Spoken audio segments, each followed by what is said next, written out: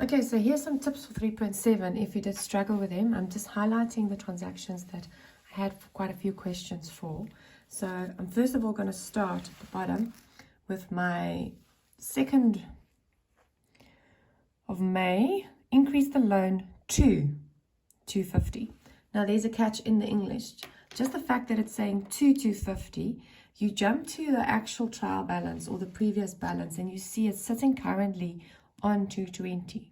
So in order for you to get it up to 250, you're going to get 30,000 Rand from this bank. So you're receiving an additional 30,000 for this loan. Jumping to number 7. You bought some stock, merchandise is trading stock, 52,000, but then careful, straight after it says less 10% discount. So work out what is 10% of 52. You can just take a 0 away. You minus it, and then you work with that discounted amount. It's like they had a sale, so you paid less. So on your invoice, they would have taken off that 10%, and nowhere in your books you're going to show this big amount of 52. You're going to work from the beginning with the smaller discounted amount.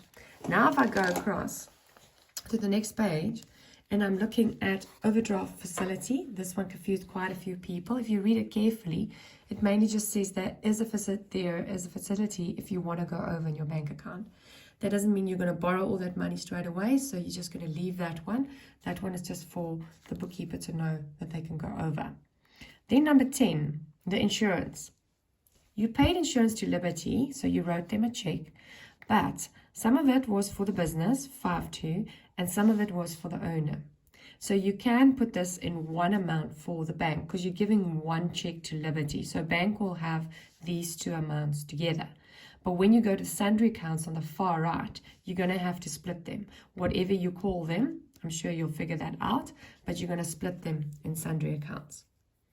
And that's it. And then just lastly, another question that was mentioned, that all these transactions, like the second here, where you are cash selling stuff, cash sales, they only give you the selling price, 24,400. So you have to work out what is the cost price.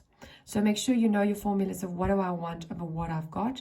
If you don't, I will post a photo on the group so that you can see how I worked out this first one, and thereafter you can do it yourself.